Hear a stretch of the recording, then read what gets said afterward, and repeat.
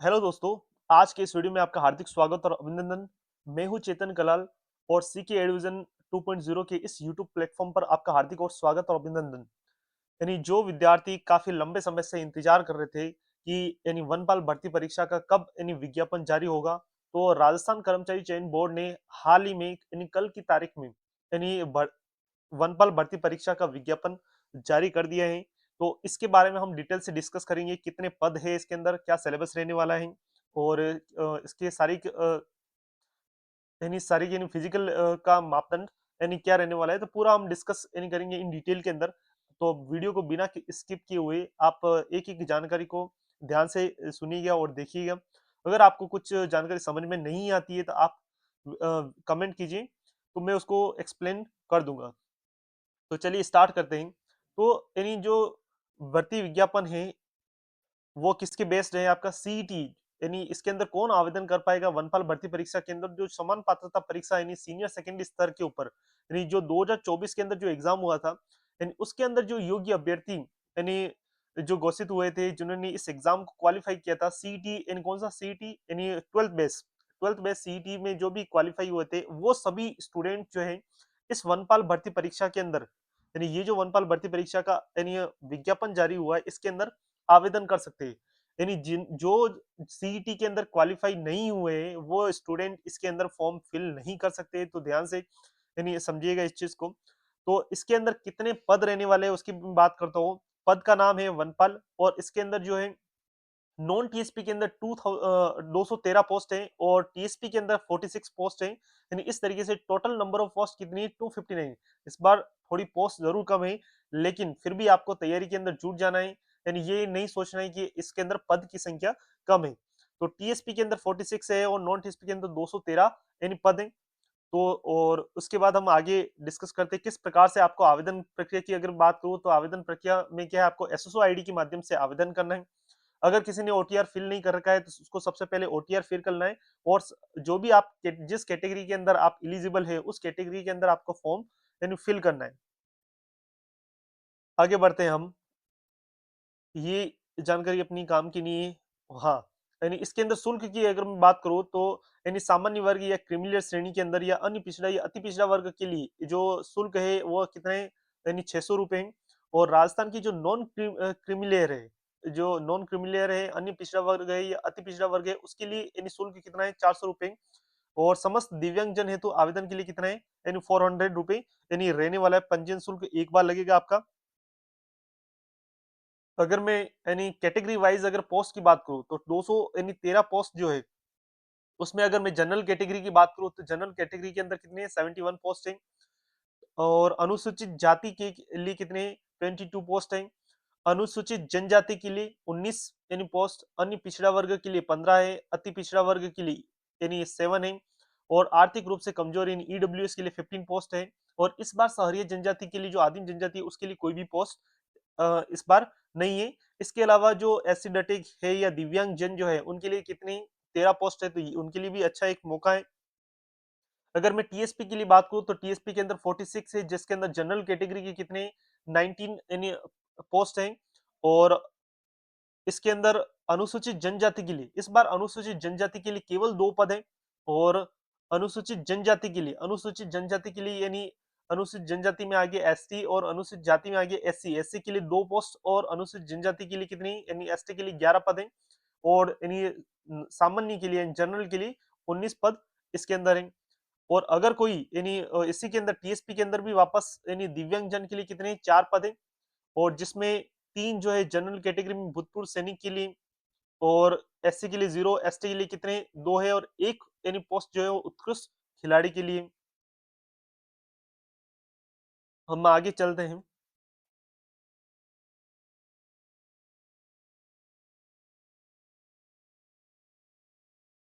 ये भूतपूर्व सैनिकों, इनके लिए रिजर्वेशन, उत्कृष्ट खिलाड़ी जो है उनके लिए 2% रिजर्वेशन जो बता रखा है। और उत्कृष्ट खिलाड़ी किस संस्था से यानी उनको प्रमाण पत्र प्राप्त हुआ होगा, तो ये उसके बारे में पूरा यानी बता रखा है, तो आप इसको ध्यान से पढ़ लीजिएगा, जो भी आपके खिलाड़ी रह चुके हैं। और फिर अनुसूचित क्षेत्र के अभ्यर्थियों के लिए जो टीएसपी का जो सर्टिफिकेट है वो बना हुआ होना चाहिए। और यानी कब तक का बना हुआ होना चाहिए? 2019 का। तो ये 2019 का जो टीएसपी सर्टिफिकेट है वो बना हुआ होना चाहिए। उसके बाद हम वेतनमान की बात करें तो इसके अंदर वेतनमान की सैलरी कितनी मिलेगी, तो लेवल 8 यानी पे लेवल L8 का पोस्ट है इसके अंदर, यानी ग्रेड पे की अगर मैं बात करूँ तो ग्रेड ग्रेड पे इसका रहेगा 2800, यानी 2800 इसका ग्रेड पे रहेगा।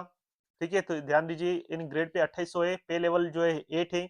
और आपको पता ही है राजस्थान के अंदर हर एक भर्ती के अंदर 2 साल का इन प्रोबेशन पीरियड रहता है, तो 2 साल का 2 साल जो है उस 2 साल का क्या रहेगा आपका प्रोबेशन पीरियड रहेगा, देन आपका क्या हो जाएगा फिक्सेशन होगा, और फिक्सेशन के बाद आपको जो भी एचआरए और डीए जो है वो आपको मिलना शुरू होगा। इससे पहले आपको एक फिक्स अमाउंट के अंदर सैलरी मिलेगी 2 साल तक। ये सैलरी जो है ठीक कौन से यानी 7वें वेतन आयोग के अनुसार है, यानी जब तक आप सेलेक्ट होके आओगे तब तक 8वां वेतन आयोग लग जाएगा, तो सैलरी यानी डेफिनेटली आपकी क्या हो जाएगी, बढ़ जाएगी, तो चिंता की बात नहीं है, सैलरी अच्छी सैलरी मिलेगी आपको इसके अंदर। अब हम बात करते हैं एजुकेशन क्वालिफिकेशन की। तो एजुकेशन क्वालिफिकेशन की अगर मैं बात करूँ तो क्या रहने वाली है, तो यानी 12th पास होने चाहिए। आप सीनियर सेकेंडरी के अंदर सीईटी आपने क्वालिफाई कर रखा है, तो सीईटी 12th बेस होता है, तो यानी 12वीं की परीक्षा उत्तीर्ण होनी चाहिए आपकी। और दूसरा इसके साथ लिख रखा है कि देवनागरी लिपि में यानी हिंदी और राजस्थान की संस्कृति का आपको ज्ञान होना चाहिए। ये तो सबको होता ही है, बस आप 12th पास होनी चाहिए, और सीईटी आपने अगर क्वालिफाई कर रखा है तो इसके अंदर आप क्या कर सकते हो, आवेदन यानी कर सकते हो। फिर हम बात करते हैं यानी शारीरिक मापदंड इन फिजिकल की बात करते हैं, ठीक है, तो फिजिकल के अंदर क्या है आपका, यानी इन जो पुरुष है उस पुरुष के लिए उसकी हाइट कितनी होनी चाहिए, पुरुष के लिए हाइट होनी चाहिए 163 सेंटीमीटर, यानी पुरुष के लिए हाइट 163 सेंटीमीटर। और सीने सीना जो है वह 84 होना चाहिए, और यानी नॉर्मल 84, और उसके बाद यानी फुलाने के बाद कितना होना चाहिए 5 सेंटीमीटर, यानी उसमें उसमें एक्सपांशन होना चाहिए। फिर महिला वर्ग के लिए अगर मैं बात करूँ तो महिला की हाइट कितनी होनी चाहिए 150 सेंटीमीटर के अंदर, ये फीट के अंदर नहीं है, सेंटीमीटर के अंदर 150, और सीना जो है उसका 79 होना चाहिए, और यानी 5 सेंटीमीटर का उसके अंदर फैलाव होना चाहिए। अब यहाँ पर जो है नीचे लिख रखा है अनुसूचित जनजाति, यानी ना कि अनुसूचित जनजातियों के लिए लिखा है, ना कि यहाँ पर टीएसपी के लोगों के लिए लिखा है।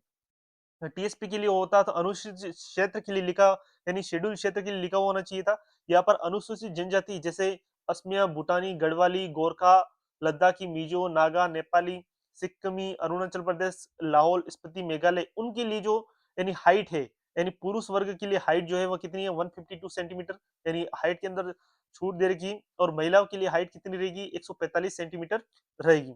ये तो हो गया आपका यानी हाइट का मेजरमेंट, हाइट और सीने का।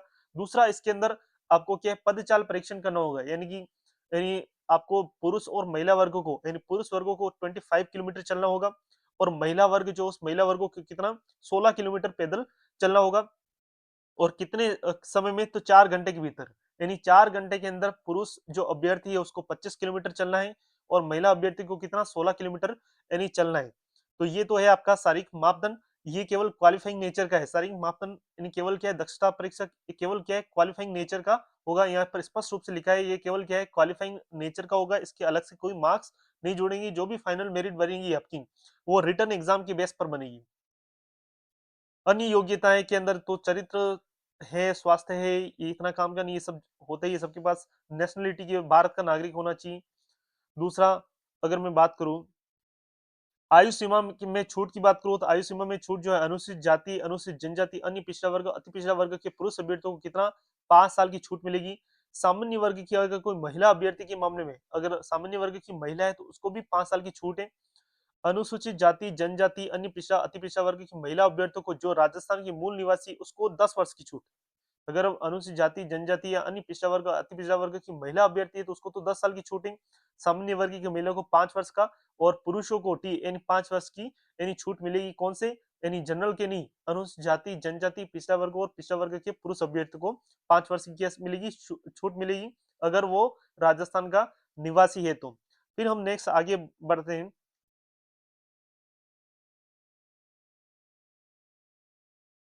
परीक्षा का आयोजन की अगर मैं बात करूँ तो परीक्षा का आयोजन जो है यानी एग्जाम की डेट आपकी अनाउंस हो चुकी है, यानी आपका जो एग्जाम रहने वाला है 28/6/2026 को, यानी कि जून के अंदर आपका एग्जाम रहेगा। तो अब जनवरी से लेकर जून तक लगभग आपके पास जो है 5.5 महीने का टाइम है, तो बहुत इनफ टाइम है, आप अभी से परीक्षा की तैयारी में जुट जाइए, और इस एग्जाम को फोकस कीजिए, और डेफिनेटली आपका सिलेक्शन होगा। फिर और हम जानकारी की अगर मैं बात करूं आवेदन कैसे करना है तो मैंने बता ही दिया आपको, ओटीआर के माध्यम से आवेदन करना है। जिस कैटेगरी के अंदर आप एलिजिबल है उस कैटेगरी के अंदर आपको आवेदन करना है।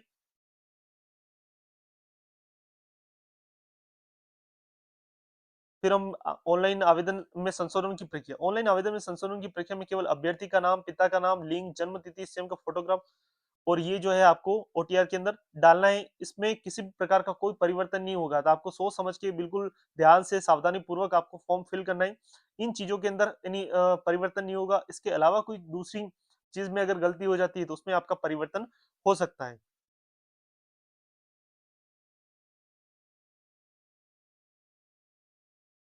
जो और इसके अलावा one time registration help document का अध्ययन कर ले, और इस बार क्या है उसमें चेंज भी किया है। आप एक बार जो डिग्री अपलोड कर दोगे तो वही रहेगी, तो इसमें आपको बहुत ही सावधानी पूर्वक अपनी शैक्षणिक योग्यता को यानी भरना है। इसमें किसी प्रकार की आपको गलती नहीं करनी है।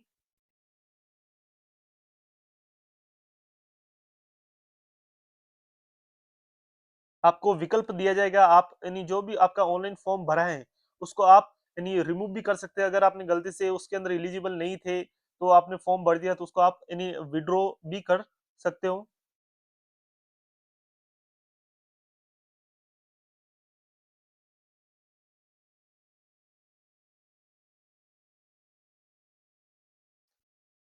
आवेदन करने से पहले इस वीडियो को आपको ज़रूर देखना है ताकि कोई भी गलती की गुंजाइश आपकी नहीं रहे।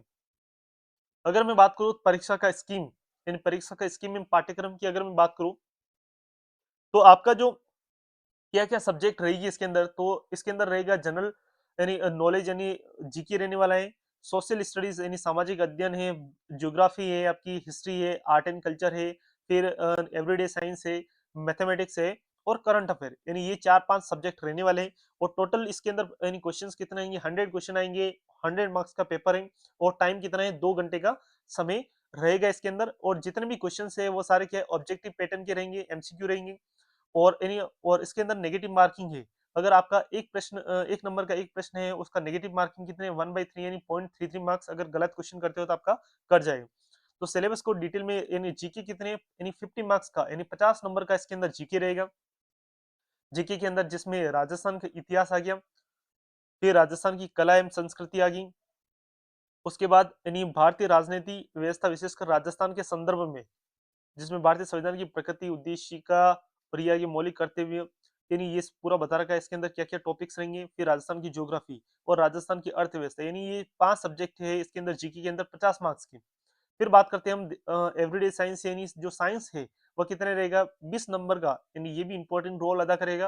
यानी 20 नंबर का आपका क्या है साइंस है, जिसमें भौतिक एवं रासायनिक परिवर्तन है, धातु अधातु एवं प्रमुख यौगिक प्रकाश के नियम, अनुवांशिकी संबंधित सामान्य शब्दावली है, मानव शरीर संरचना, अंग तंत्र, पोषण एवं संतुलित आहार, मानव रोग कारक निदान, अपशिष्ट प्रबंधन, पारिस्थितिकी तंत्र, जैव विविधता, सूचना प्रौद्योगिकी एवं कंप्यूटर संबंधी ज्ञान भी है। तो यानी इस प्रकार से 20 नंबर का आपका क्या रहेगा साइंस रहेगा। और 15 नंबर का, यानी 15 नंबर का क्या रहेगी आपकी मैथ्स रहेगी, जिसके अंदर एलसीएम, एचसीएफ है, एवरेज है, लाभ हानि प्रतिशत, साधारण ब्याज, चक्रवृद्धि ब्याज, अनुपात, समानुपात, समय, चाल, दूरी, कार्य एवं समय, क्षेत्रफल एवं आयतन, आंकड़ों एवं चित्रों का निरूपण और रेखा।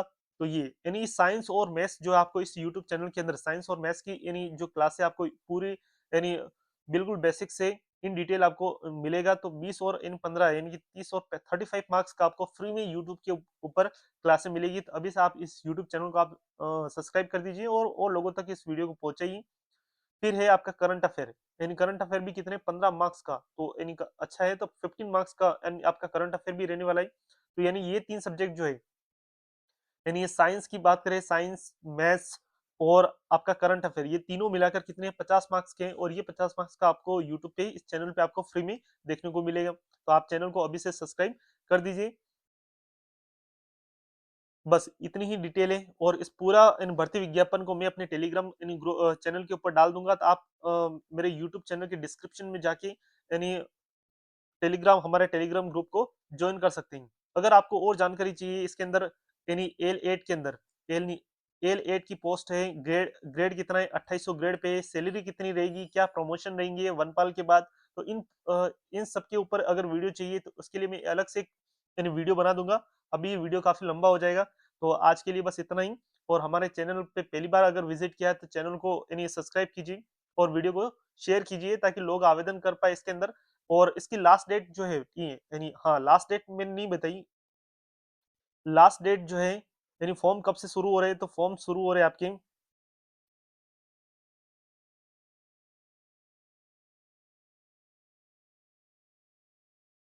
आवेदन की बात करें तो आवेदन इसके अंदर रहने वाला है आपका 6/1/2026 से यानी 4/2/2026 तक, यानी कि लास्ट इन डेट है आपकी 4 फरवरी 2026। तो लास्ट डेट का बिना किसी इंतजार किए हुए आपको आवेदन फॉर्म भर देना है। कभी-कभी क्या होती है, शायद क्रैश हो जाती है, समय पर नहीं चलती है, तो इसलिए आपको यानी लास्ट डेट का इंतजार नहीं करना है, यानी कल से ही आपको फॉर्म भरना स्टार्ट कर देना है। लेकिन फॉर्म भरने से पहले आपको इस वीडियो को जरूर देखना है। और आयु सीमा की अगर मैं बात करूँ तो 18 साल यानी 1/1/2027 तक जिनकी एज 18 साल हो रही है, वो सारे अभ्यर्थी इसके अंदर आवेदन कर सकते हैं जिसने सीईटी को पास कर रखा है। तो आज के लिए बस इतना ही। और आपको जानकारी चाहिए कि इसका सैलरी कितनी रहेगी, इसमें क्या प्रमोशन रहेंगी, तो इसके लिए मैं एक अलग से वीडियो बना दूँगा, उसको भी आप देखिएगा। Thank you.